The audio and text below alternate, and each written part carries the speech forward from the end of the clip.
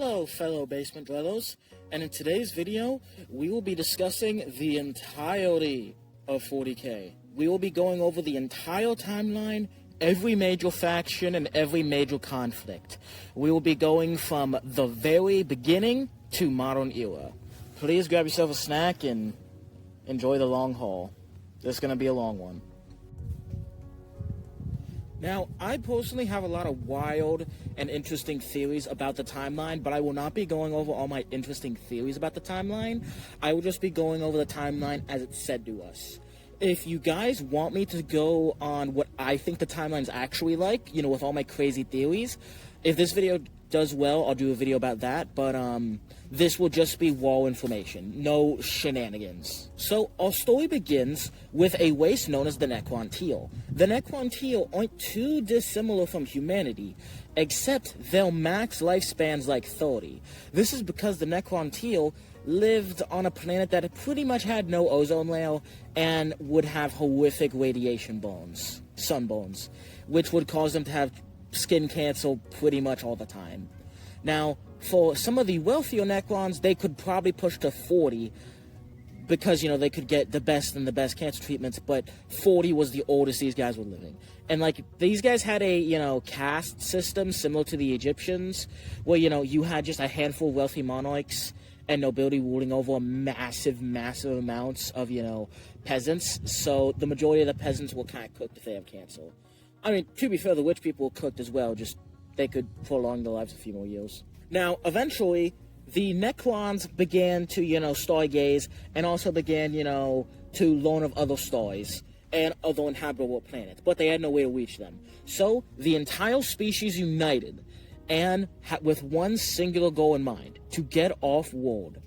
They believed that the reason they had such horrible cancer is because of their horrible sun. So if they could simply get off-world and establish colonies and societies off-world, they'd be fine. So they did this. They were able to cryogenically freeze themselves and shoot them off on the planets alongside rockets full of various resources so they could set up dynasties and societies on other planets. But they soon found that their horrible cancer traveled with them to these new planets. The Necrons soon made a horrible discovery, that it wasn't their home sun that was dooming them to death. It was in fact their own biology. Necron DNA was so cooked and horrible at self-replicating that they would just develop cancer super quickly. Now, cancer happens in real life because your DNA is pretty much copying itself, but DNA can't copy itself completely.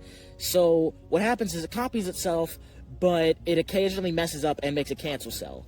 And this cancer cell is very hostile. Well, not even hostile, it just doesn't have any restraint, so it pretty much grabs up all the resources and self-replicates indefinitely until it kills the host.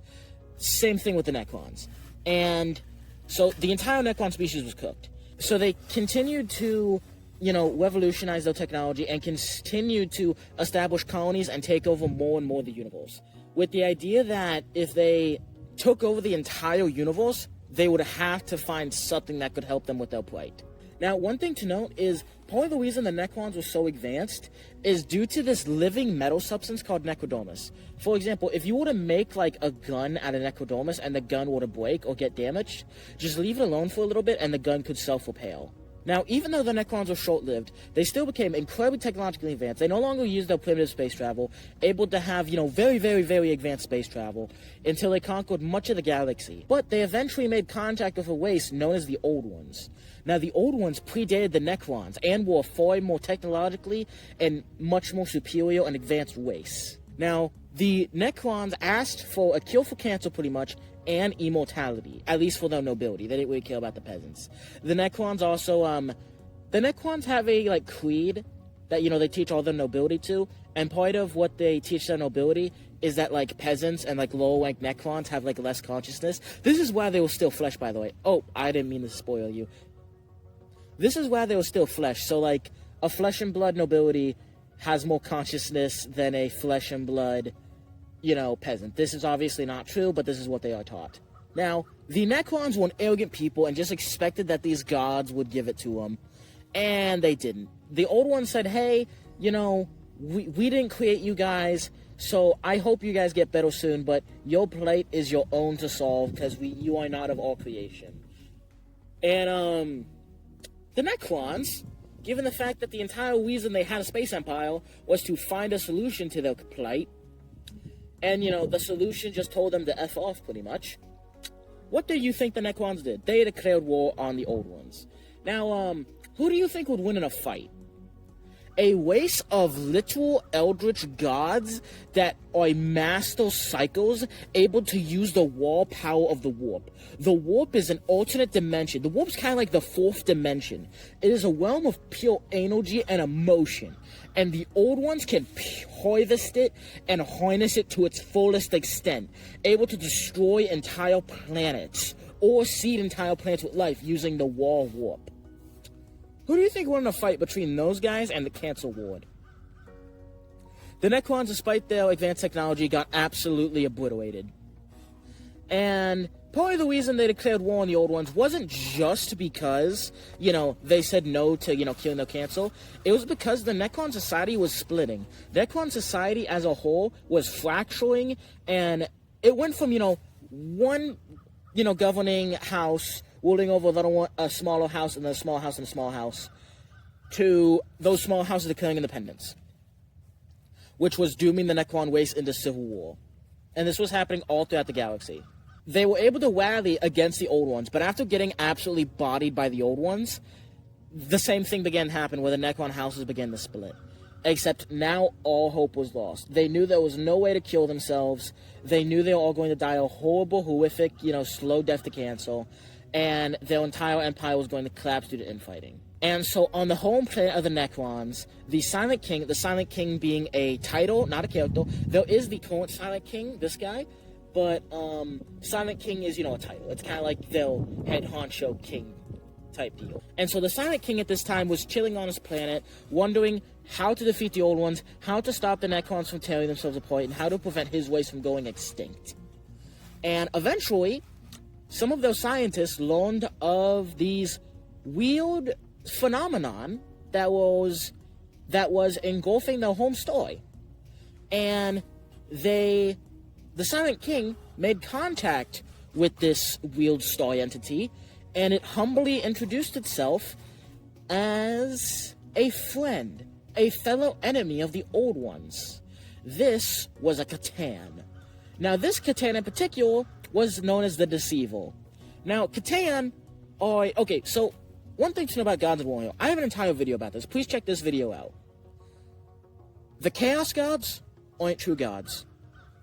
The God Emperor isn't true god. The Old Ones, I do say they're gods, but they're only a very powerful race. They're not actually a god race. They're just very, very powerful. If there was like a certified god in 40k, it's the C'tan. The C'tan... Chaos Gods exist because the material world exists. For example, if everyone stopped being violent and hugged it out, Khorne wouldn't exist. If everyone stopped gooning, Slaanesh wouldn't exist. Or at least they'd be greatly, depowered.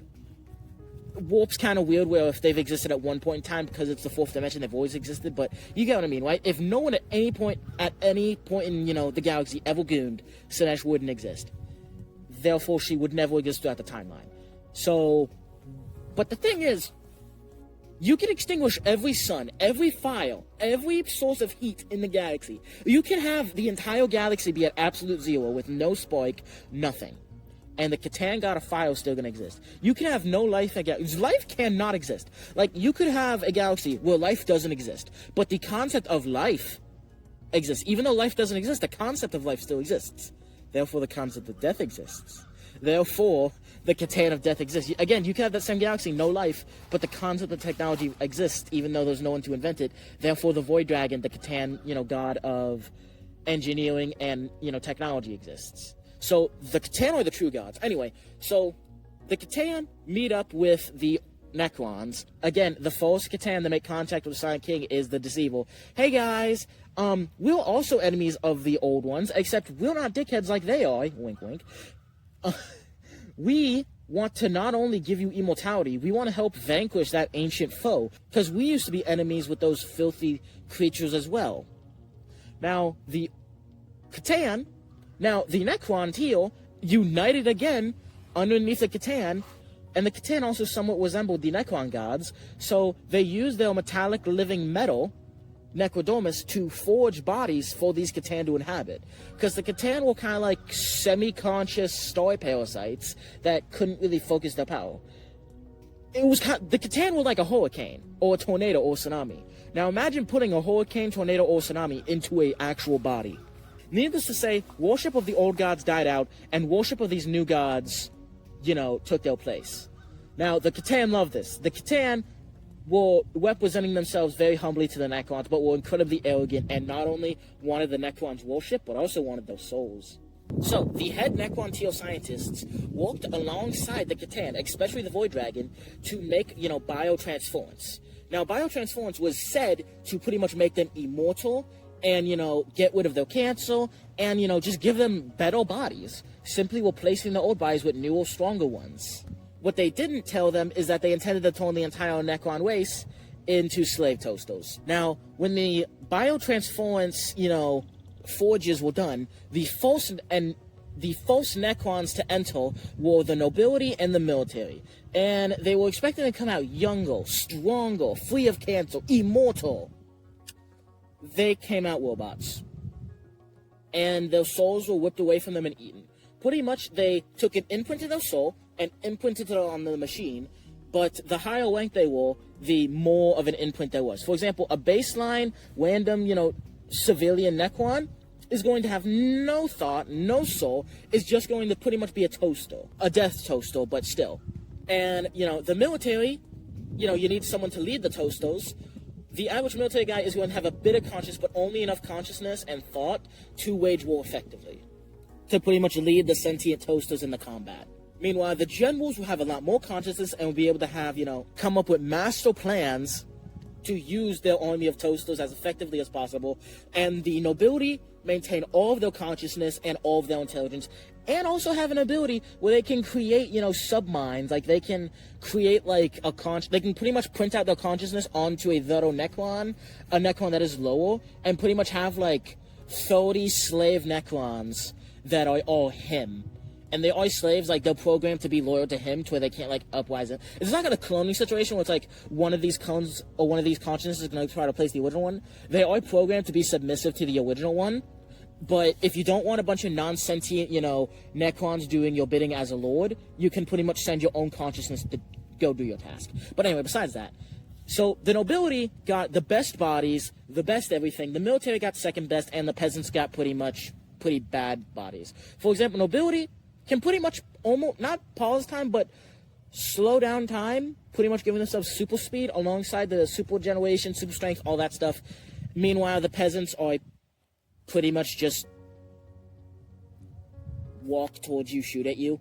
Now, with the legions of Necrons no longer being filthy flesh, replacing the crude biomass with hard steel, they simply waged a war on the Necrons. Now, given the fact that they also had the god of technology on their side, they also massively advanced all Necron weaponry, story ships, alongside, the new Necrons just being meant for war, and that's all they're meant to do. And not to mention the fact that they had the little story gods on their side. So, given the fact that the old ones were now facing an army of undead Egyptian Terminators led by literal story gods that have been massively empowered by eating the souls of the Necrons, the old ones were kind of boned. And so what the old ones did is they created a warlike race to fight for them and to help protect them. The Eldawi. The Eldawi kind of look like this. They're pretty much space elves. They're super fast, super technologically advanced, and are master cycles. In fact, modern day Eldawi cycles are actually super nerfed. Pretty much, before you had Slaanesh, eating their souls and restricting their power, when Eldar could use their full power, each Eldawi cycle was pretty much like Ahriman. Now, if you don't know, Ahriman, then pretty much a single Eldawi cycle could cause a storm to block out a sun from an entire planet. Eldawi cycles could make massive tornadoes, lightning. I'm pretty sure a handful of, Eldawi cycles could take over Earth. Back in the day, back when they were fully powered. Hell, I'm pretty sure one or two of them could. Now, the Old Ones didn't just create the Eldawi, which by themselves are monsters on the battlefield. They also created the Eldawi Pantheon, pretty much to stand up against the Story Gods, the Catan. The Old Ones invented a pantheon of their own, the Eldawi Pantheon. Cain, the god of war, Kegoak, the god of laughter, including gods of death, everything. The Eldawi Pantheon was stacked full of gods. And so you had the Old Ones, who were fielding the Eldawi and the Eldawi Pantheon, versus the Necrons and the Catan. Now, this war was brutal. This was known as the War in Heaven. Both sides at their full strength, hitting each other as hard as they can. This war shadowed planets, shadowed stars, and fielded weaponry we can't even imagine. Just to talk about how ridiculous the scale was, there was a Necron weapon that exists in the modern era known as the Celestial Orrery. The Celestial Orrery is a map of the galaxy that updates in real time, and all you have to do to destroy a sun is tap it. The thing is, though, it's so powerful that when the star is supernovas from being tapped, it might cause a chain reaction which might blow up the entire galaxy. This wasn't considered a Necron superweapon. Necron superweapons were all destroyed by the Sonic King during the end of the War in Heaven, but I'll get into that later. So the scale on here was ridiculous. Now, the thing was, every time a Necron died, they could simply be recalled. The Necrons had reanimation protocols where, when a Necron would die, they would pretty much just spawn them back in. So because of this, every dead Eldawi, although could be, brought back via reincarnating them, this still took a lot longer. You still had to wait for the Eldawi to grow up, have a childhood, all that stuff, as opposed to the Necron, which could instantly just respawn their undead army. Now, this meant that this long, thousands and thousands of year war of attrition, the Eldawi weren't suited for. They simply didn't have the numbers. They couldn't keep taking these losses and continue fighting. So, they created a war race that, unlike the Eldar, that were like the main race and now almost like a junior race, many of the Old Ones actually saw the Eldar as their children. And the Eldar weren't just meant to fight, they were meant to war effectively after. They weren't just a race of violence, they were a race of peace, a race of artists. But they needed a pure war race to be thrown against the enemy. Not to be used in tactical, smart, steady engagements. They needed a wrecking ball. As the Eldar were a wonderful scalpel, they needed a sledgehammer. And that's when they created the Quarks. The Quarks are actually the original version of the Orcs we have today. Now, the Quarks were 40 meters tall, not feet, meters tall, and had armor more advanced than Space Marine armor, about as advanced as Custodian armor, and had entire armies of these guys. Just for reference again on how ridiculous the War in Heaven was, Vulcan, the physically strongest Primarch. Keep in mind, one of the physically weakest Primarchs could easily whip tanks in half. Vulcan, the physically strongest Primarch, got overpowered by a single Quark. Imagine entire armies of Primarch-level individuals. Because the Old Ones, unfortunately, did lose this war. So, the Necrons were able to defeat pretty much an endless army of Primarchs. That is insane. Not to mention the fact that orcs reproduce by spores. When you kill an orc, it causes them to release spores everywhere that makes more orcs. And orcs can pretty much fashion anything into technology. So you have an endless supply of orcs that can make their hyper-advanced technology out of a little pile of junk. Each one stronger than a Primarch. And they will still defeat despite having billions of them. That's the kind of scale we're working with here. But despite the near endless armies of the Eldar Pantheon, the Eldar, the Quarks, and other auxiliary races that the Old Ones either converted into war races or used as war races, the Catan did eventually win, killing almost all of the remaining Old Ones. The last surviving Old Ones fled to their last bastions of safety. But due to the thousands and millions of years that the War in Heaven took, because this was millions of years of combat, the once simple and happy and tranquil Sea of Souls, the warp, became a realm of chaos. The Chaos Gods existed during the height of the power of the Old Ones, but they weren't a threat at all. They were a near annoyance to the Old Ones. The Old Ones were masters of the warp, and the Chaos Gods were pretty much not even a factor. Now, still, the Chaos Gods wouldn't yet take over the warp, because the Eldari Pantheon was left standing, and were still the masters of the warp. But what spilled from the warp into real space was the Enslaver Plague. The Enslavers are a horrific species that feed off of the energy and the souls of cycles. The last bastions of Old One civilization were cleansed by these enslavers. Now, it's not known how the Eldari managed to defeat the enslavers, but we do know they did, because the Eldari Empire would begin to reign supreme. And the Eldari Empire began to expand and reign supreme simply because, even though they lost the war to the Necrons weren't done fighting. The Catan began to turn against each other, using their legions of armies to fight one another, and began to use their legions of armies to gather the souls of lesser species so they could feast. Now, what they didn't know is that the Silent King was alive. Or, more accurately, conscious. The Silent King wasn't a slave like they thought. The Silent King was still technically the master of all the Necrons, and he was free of the Catan's control. So, the Silent King eventually led a rebellion against the Catan. He led the entire Necron race against every single Catan, and using the Blackstone fortresses, massive fortresses, pretty much imagine each one's a super Death Star, was able to shatter the Star Gods. Now, I say shatter, not kill, because the Necrons made a mistake of killing a god. They killed an aspect of reality, the Flail God. And because they killed him, they were left with the Flail Curse. A curse that would pretty much turn them into this. If a Necron were to make contact with someone infected, they would eventually begin to hunger for flesh. And even though they have no mouths to eat with, they'd pretty much just constantly get the urge to just rip apart meat and just pretty much saddle themselves in it, which is kind of gross. And that's what they got for killing a minor Catan, one of the weaker Catan. If they killed someone like the Void Dragon, they had no idea what would happen.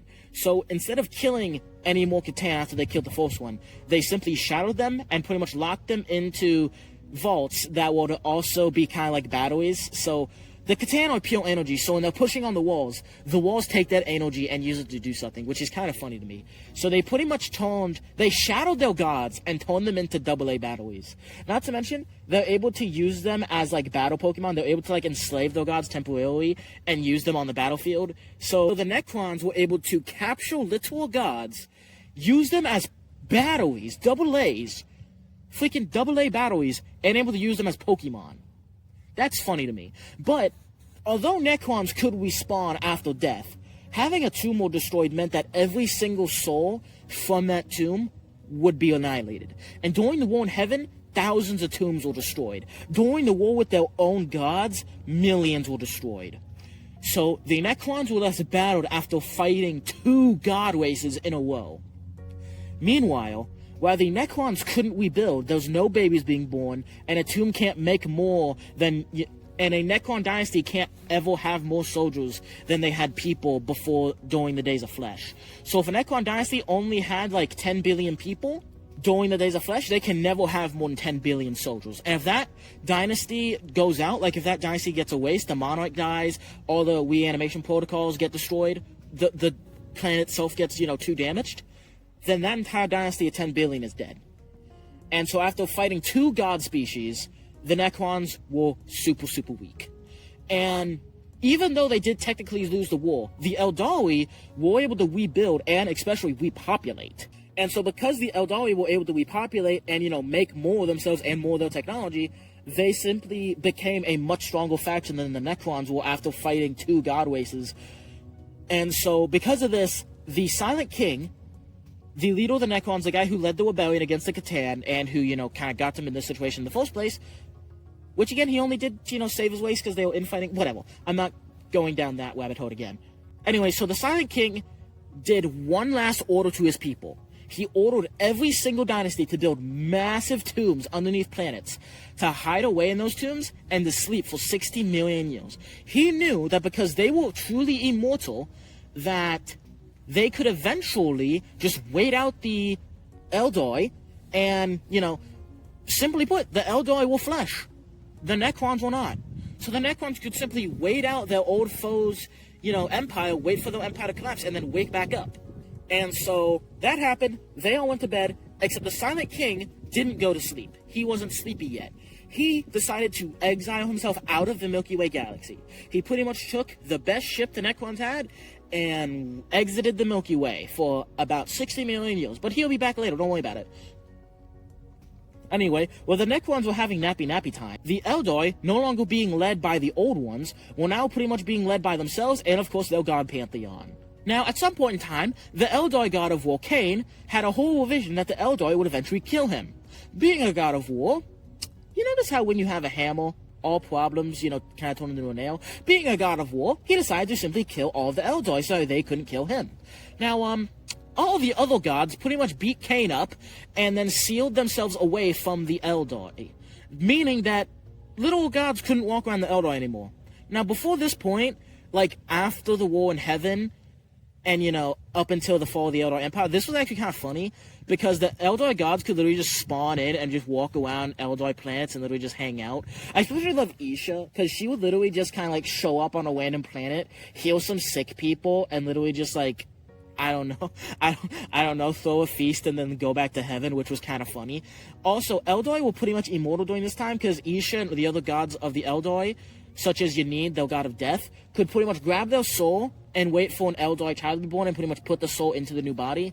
Or if there weren't enough souls, they could just create new Eldoi souls for that child, which was pretty cool. Now, you might be wondering, what happened to the army of effing green Primoids, the Quarks? Well, simply put, the Eldoi were able to defeat them. The Quarks, having no enemies after the old ones were defeated, and the Necrons went to sleep, the Quarks got a little cranky and decided to fight the Eldoi. The Eldoi wiped them out. And this wasn't a war. This one was an extermination. So, again, this is to show just how powerful the Eldoi were at this time. That, simply put, an army of Vulcans, pretty much. There wasn't a war with the army of Vulcans. It was an extermination. And because of this, because of the, mass extermination, they were pretty much, devolved, getting weaker and weaker. They never were able to, get to their full maturity as Quarks now. They were pretty much, stunted at just orcs. The Silent King has exited the galaxy. The Enslaver Plague has died down after they killed all the old ones. Every single old one has either been killed by Catan, Necrons, or Enslavers. Necrons are asleep. The Quarks have been devolved into orcs, and the Eldoi are pretty much just chilling in the galaxy. But the Eldoi are no longer being partially led by their gods, they're fully being led by themselves. And for about 60-ish million years, the galaxy kind of stayed this way.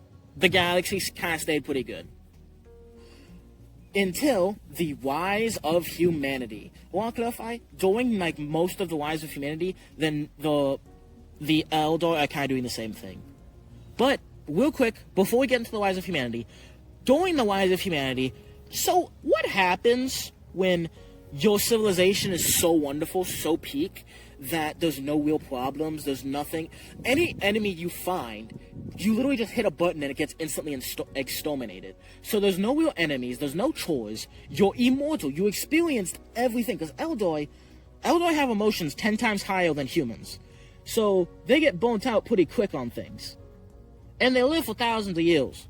And without their gods to lead them, they started to become a little wacky, a little degenerate. It started out with, some good old-fashioned gooning, and it ended up with bringing a jackhammer into the bedroom. And that's where we're at right now. Well, Eldoi are causing supernovas or throwing themselves into black holes because they've never felt that before.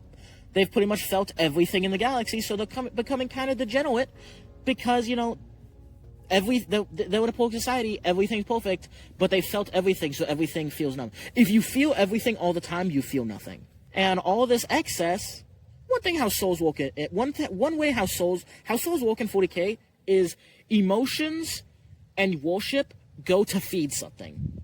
So if Eldoi are going to fight, guess what? That's going to feed their war god. If Eldoi are sick or healing, that feeds their god of healing. If Eldoi are, laughing or lying, that feeds their god of laughter and theater. The Eldoi don't have a god of gooning. a god of degeneracy. So that's all that warp energy is going somewhere. I don't know well. Don't worry about it. Now, anyway, the rise of humanity happens, and pretty much things go pretty well. But a bunch of, perpetual cycles see that, by the way, the perpetuals are immortal humans that never die, never age, and even if you kill them, will just spawn back in. Don't worry about it, it's fine. But a bunch of these cycles pretty much see how god-awful the warp is becoming, and they need a new man to lead mankind, or else their race is gonna go extinct. So they pretty much all drink a ton of Kool-Aid, and they all unalive themselves, merging their souls into one baby soul, pretty much making a super baby. Allegedly. We don't know if this is how it's... Allegedly. Anyway, this new child would grow up to be super humble and would grow up to be the God Emperor of mankind. But don't worry about that. He's just going to stay in the shadows. He's just guiding mankind from, the shadows. By the way, he predates Jesus. By, a lot. He was born in Turkey, and don't worry about it. He's not going to be that important. Don't worry about it. And so, he's guiding humanity from the shadows throughout all of human history. Mankind eventually advances, all the normal stuff happens. YouTube gets invented. Liz Pamela is, talking into a mic. All the good stuff was happening. Eventually, mankind gets a space colony. Pretty much Star Trek. And just like Star Trek, mankind pretty much somewhat kind of... not takes over the galaxy, but at least inhabits most of it. They send colony ships with STCs, standard template constructs. Pretty much massive AI 3D printers that can 3D print anything from a tank to mining equipment to Men of Iron to other STCs. Men of Iron being, these robot AIs. Well, it used to print Men of Stone, pretty much, which were pretty much a proto-Men of Iron. We don't actually know what the Men of Stone are. But there's many theories on what the Men of Stone are, anywhere from the Leagues of Votann to more simple AIs. We don't actually know what the Men of Stone are. We also do know that the Men of Gold were around. So, mankind began to conquer the galaxy. And, well, again, most of it wasn't actually, conquering in terms of, combat. It was mostly just Star Trek X. Oh, hey, here's a pretty planet. Let's take it. Oh, there's an alien race here? Oh, let's make contact. Let's become friends with them. Humanity was actually pretty chill and was just making friends with anyone. In fact, mankind actually had many powerful alien allies at the time and was pretty much making peace with anyone, except, the orcs. Anyone who's not a huge dickhead, mankind was cool with. Anyway, mankind is being guided by the Men of Gold. Now, it's heavily implied that the Men of Gold are perpetuals, but it's not explicitly said. But eventually the Men of Gold will just simply outmatched by the Men of Stone, which, again, we don't know what the Men of Stone are. I believe they're a more simple version of AI, but we don't know. We do know the Men of Iron are actual, AI robots like these. And eventually, mankind does make contact with the Eldar. We're pretty friendly for the most part. This is a peaceful, chill-out version of mankind. And this is, a version of the Eldar that are too busy gooning to take over the galaxy. The Eldar are currently being heavily degenerate. They were degenerate when the Emperor was born, and so the Eldar have just devolved into just degenerate Gollum-esque fiends. And so they're way too busy gooning and going on Feet Finder instead of, wiping out anyone. Now, everything's going good. Now, the warp is being a bit wacky. It's being a bit wuckety. The warp is supposed to be somewhat calm. It's being, it's kind of like this, if the normal warp's like this, now it's kind of like being like this. All that psychic energy that the Eldar are putting off from, all their goon sessions, that's going somewhere, don't worry about it. Humanity is doing pretty good. Oh, AI rebellion. The Eldar Empire is still... The Eldar Empire is somewhat collapsing from within because no one's really governing it. Literally everyone's just being a degenerate. The Eldar Empire, everyone who's not a complete degenerate either does one of two things. They either build these massive cargo ship, continent-sized vessels known as the Craft Worlds, and these guys are pretty chill, and they pretty much just grab all the non-degenerate Eldar and leave. Okay, one thing to note is that one thing to note with the Craft Worlds, right, is the Craft Worlds have actually been around for millions of years. Pretty much, they built these massive ships just so they could pretty much go exploring. The original thing was to be a mix of, a cargo ship and kind of like an OIV where Eldar could pretty much hop on and just kind of explore the world. But because these ships weren't, as AI, you actually had to work. You couldn't just, have everything handed to you. These Eldar still had to actually work, and so they weren't able to, just they weren't able to just commit mass degeneracy like the, Westerville species. So these Eldoi remain somewhat uncorrupted and pretty normal. Meanwhile, a bunch of Eldoi pretty much decided to be the Amish and grabbed a ton of planets in the middle of nowhere. And these are known as the Exit Eldoi. These are the Eldoi that wanted dinosaurs that Games Workshop forgot about. Please bring these guys back. So you have the Exites, which are pretty much the Amish, and the Crafters, which are pretty much just tradesmen. Well, a mix of tradesmen and tourists. Anyway, the craft orders come back to society, realize how disgusting and degenerate it's become, grab all of the non-degenerate Eldoi, and leave. Don't worry about that massive ball of psychic energy that's, that's whispering to all the Eldoi. Don't worry about that. That's fine. Don't worry about it. Anyway, the AI rebels against humanity, and humanity and their allies humanity, the Men of Stone, and humanity's strong Xenos allies are able to defeat the Men of Iron. Although this cripples the human empire. Pretty much, humanity relied completely on AI. AI was cooking their food, AI was manufacturing, AI was making AI, AI was making AI. So pretty much mankind is not only set back thousands of years technologically, most of their colonies were also destroyed. And right after this, all of humanity's allies, all the various Xenos empires that aligned with humanity, because humanity is too weak to defend itself, they turn on humanity after they just aided them in the cybernetic revolt and begin enslaving or killing and just conquering human territory. Now, the Human Federation is too weak to defend itself and can barely respond to any of these incursions. And humanity is just lost so much technology, lost so many people, lost all their military, so humanity is cooked. Now, the only thing that makes humanity more cooked is this is when the Age of Strife begins. Right after the Dark Age of technology, which pretty much, all their technology, all their microwaves, all their toasters turned against them, then they were able to defeat that, but then all their allies turned against them, and then right after that, the thing they used to travel the warp is now gooning. The Eldoi, after, all the sick degeneracy they were up to, both the brand new Chaos God, the fourth Chaos God of excess. So now you have Norgel, the god of plagues and decay, Tzeentch, the god of change and magic, Khorne, the god of blood and honor and combat and war, and Slaanesh, the god of excess. Wonderful. But Hoboth turbocharged the other three Chaos Gods, making them from minor parasites to mass extinction level events, each one. And Slaanesh consumed or shattered all the Eldoi gods. She pretty much ate pretty much all of them. The only god to survive was Isha, that was captured by Norgel. So Norgel, the god of plagues, has captured the god of healing. Kegoak, who pretty much dipped and went into the webway. And, of course, Kain, who was about to be eaten by Slaanesh, but Khorne pretty much showed up and said, hey, I like this one, shadowed him, and, stopped Slaanesh from eating him. So, the Eldoi Empire completely collapses, 95% of the waste gets wiped out immediately, the whole world gets engulfed by Slaanesh. The Eye of Terror is Slaanesh's Both Scream, which not only is Slaanesh's Both Scream, it's a rebirth for all the other gods because they get empowered. Chaos feeds chaos, chaos feeds chaos.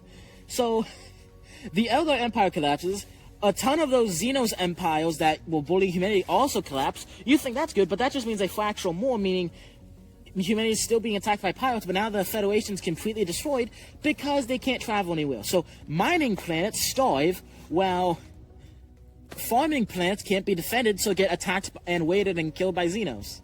So, and if you think that's good, because of all this psychic backlash from the warp being created, mankind mutates and massive amounts of cycles begin being born. Cycles did exist in mankind beforehand, but they were like 1 in a trillion. Now, it's more like 1 in a million. Now, that doesn't sound too bad, until you realize that because those demons everywhere in the warp, and where do cycles grab their power? The warp, demons would just grab on the cycles and pry their way in the real space, killing human colonies. So you know how humanity was a very peaceful, progressive species that loved AI, they thought AI was good. They wanted to advance AI. They loved different species. Even if they were peaceful species that couldn't defend themselves, humanity wouldn't conquer them. We'd just make peace with them. We'd be chilling. And, humanity was a progressive species. All the progressive colonies that were able to survive, that would welcome cycles within them, would get attacked by demons. So all the Star Trek-esque planets got cooked. Overcome by demons and chaos. So humanity went from Star Trek to giga racism. Or over a 5,000 year period known as the Age of Strife. Now we're in year 40k, and the Eldar Empire is completely collapsed. The only four groups of Eldar that are still around, because 99% of the race has been wiped out, is the Craft Worlders that pretty much just travel around in giant SUVs, the Exilites that pretty much stay on their planet, they don't leave their planet, they'll pretty much, Native American, Eldar, Amish, whatever. Harlequins, which follow their god Kegarak into the Webway and worship him, and they're pretty much Eldar custodians. And, of course, the Dark City of Kamora. So, you know how Slaanesh came into existence because the Eldar were being degenerates and, excessive? What if instead of, relying on restraint or respect for the old gods or, not being degenerates like the Craft Worlders, what if you doubled and tripled and octupled down? Because they discovered that if the Dark Eldar discovered that if they kidnap humans or other sentient races and torture them, all that psychic residue created from the torture feeds Slaanesh, so Slaanesh will suck off all psychic residue of being tortured instead of their psychic residue, pretty much stopping Slaanesh from eating their souls. So pretty much for Dark Eldar to survive, they have to constantly be torturing other races, causing pain and agony, so Slaanesh doesn't eat their soul. And the older they get, the more pain and suffering they have to cause in order to not get, eaten. So yeah, all those fragmented human colonies had a fun time with that. I'm really sorry about this intervention, but for whatever reason, my editor refuses to allow me to download a video that's an hour and a half. So I'm gonna have to break this into 2 parts and upload them into 2 parts. But don't worry, you won't have to miss out. I am literally going to upload the second part to this video right after I'm uploading this. So if you want to finish off the entire 40k timeline, please watch part 2 that should be out now.